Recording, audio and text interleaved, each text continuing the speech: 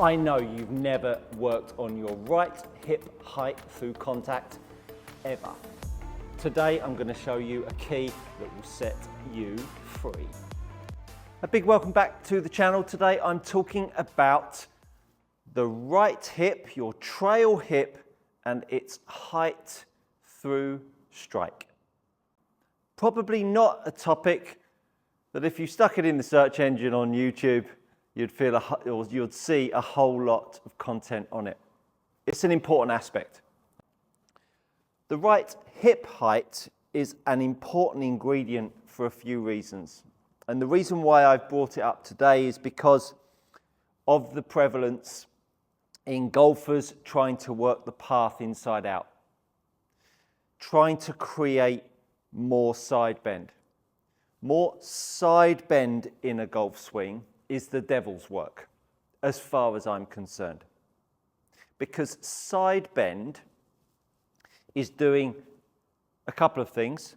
It's making your left shoulder rise up, and the left shoulder rising up is making the left hand rise up and making the right shoulder sit back, because how golfers perceive side bend is an impact position that makes them feel like they've got some leg drive forwards, they've got some right arm tuck, and they're hitting from the inside. Good luck with that. So therefore, when we start thinking about the upper body, the spine having more side bend, the right arm tucking in, the movement from the inside, what it's doing to the pelvis, it's gradually lowering the right hip.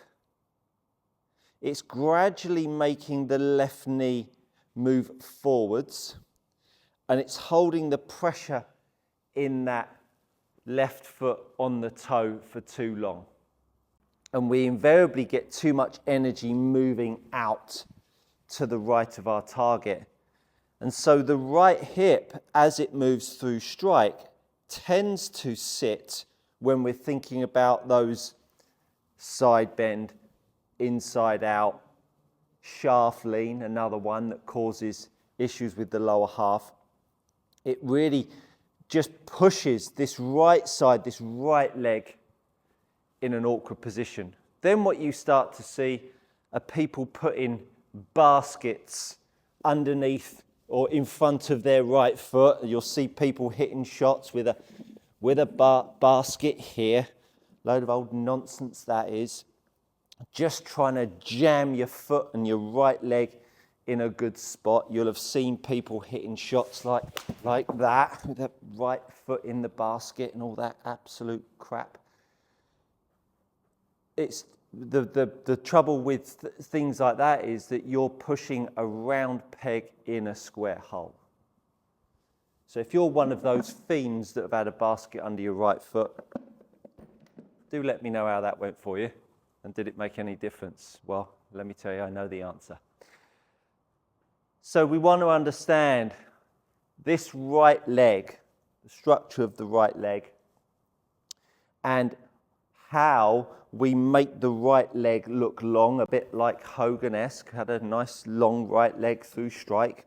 What we didn't see was a right leg buckling up and giving way.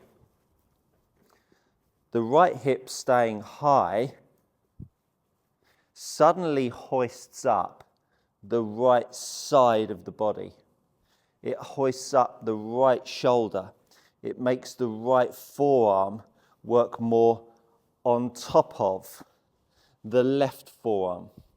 And so when the right shoulder lifts up by virtue of what's going on through the right hip, and the right hip is really the symptom of all of the other ingredients, and our ability to try to change the right hip, as you would expect if you've watched enough of my content, doesn't actually come from working on the right hip, doesn't come from working on the right leg, which is why when you've got a basket under your foot and you're trying not to hit it, it will give you a feeling of what the right leg should do, but you won't be able to actually access it once you take the basket away. As usual, if you want to work on one particular area of the body, invariably that particular area of the body or club is not where the focus should be. You need to look elsewhere. If you want to work on your right arm, invariably it's not your right arm that's the problem. It might be your left arm or your left toe or whatever it will be. You very, very rarely work on one ingredient that you don't like the look of. Sorry, let me rephrase that. The area that you don't like the look of in your golf swing, very rarely do you work on that area. It will be something else that's going on. The part that you don't like the look of is the symptom of something else.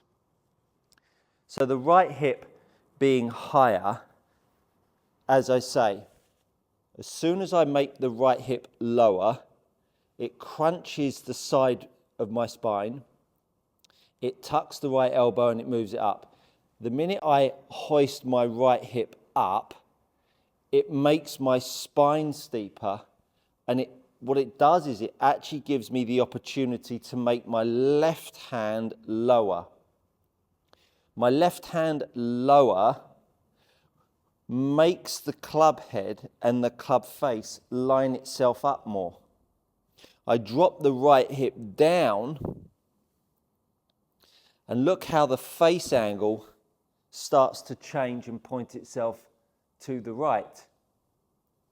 And so to hoist the right hip up, the sensation of moving the energy back towards the right foot from the left foot in the downswing is the ingredient that suddenly starts to make the right hip higher, starts to make the right shoulder come forwards, the right shoulder come forwards. And if you've just fallen off your chair and onto the ground because I've said you've got to move your right shoulder forwards, pick yourself back up, have another swig of your tea, and understand that the right shoulder must move forwards in a downswing. The right shoulder must not move down in a downswing, because as we move the right shoulder forwards, it enables us to move the handle forwards. Is the club head behind the ball to target line? Yes, it is. The right hip is now higher. The right shoulder's now higher, in exaggeration. And now when I allow myself to move the handle back down, is the face starting to look more down the ball line? Yes, it is. Has the club head moved outside of the ball to target line? No, it hasn't. And then at that point, it allows my right side the mobility to accelerate through the shot, hit down, swing down and around. Oh my goodness, I've hit 5.8 degrees down. I've hit from the inside at 2 degrees, and I've had a face shut to path a degree, a beautiful little draw. But Stuart, you haven't created side bend. You've moved your shoulder outside, but that goes against everything I've ever heard of. I know, because most of the stuff out there is garbage. And when you understand how we need to move the handle around, you'll start to understand how this club head will start to respond. And the sensations that you need to start to feel are very different, because most golfers in the world are not taking divots. Most golfers in the world are not hitting draws. Most golfers in the world are starting to hit more and more shanks. I've seen more shankers on my mat over the last 5 years than I've ever done as a golf coach. So this elevation of the right hip is crucial. And so here's a little drill for you. Get yourself an object and pop it up in front of you. The higher the better, as long as it's not higher than the height of your pelvis. Put the club in front of you, along your hip line.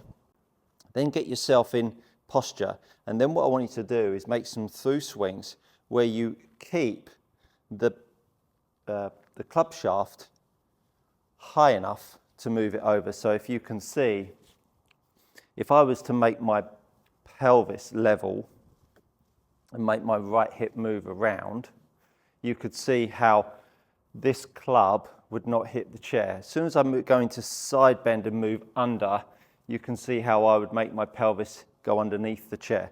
So I get myself into posture, I make some through swings, and I start to keep the right hip high, and what you'll feel is your left foot will start to push you back, you'll move your right hip up, and you'll really start to move your right side around, as opposed to moving down and under and this way. Now all of a sudden, we'll feel the left leg pushing back, it will lift the right hip up, the right shoulder will rise up, and you'll move the club around. So get yourself something high enough. It can be a cardboard box. It doesn't necessarily need to be at perfectly at hip high, but something between the ground and hip high to give you some awareness of how high the club is at the point where you start to move around. If you start to get some drop in and you start hitting the chair, you know the motion that your pelvis is making is a little faulty. After you've done a few of those, get the golf club up to waist high and start to move the right hip up and move the golf club around. And what it will start to make you feel like is your left shoulder's much lower on exit. It's going to feel like your right shoulder's much higher on exit and on entry, and it will feel like you're moving over it down and left. And what you'll start to do is you'll start to make, if your grip's good, you'll start to make your face to path value negative. And at that point, you can then start to work on some backswing motions that will start to line the path up a little bit better. But ultimately, you can see that the face to path is now closed. The attack angle is nicely down.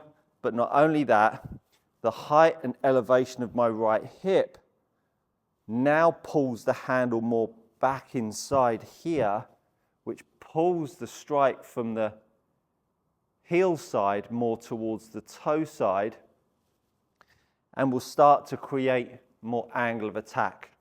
So the sensation of feeling, even though the right hip feels higher and the handle moves forwards, it will still deliver the down strike, the inside out, and the draw that will make you the golfer you want to be. I hope you found that piece of insight useful. Only 40% of you are subscribed to my channel that are watching this video right now. If I've helped you in this video or one of my other videos, do give us a subscribe. It really makes all of this a little bit easier for me. The bigger the channel, the bigger the guests that I can hopefully get on and give them some Cartwright gold. I think you'll find that's good coaching. See you next time.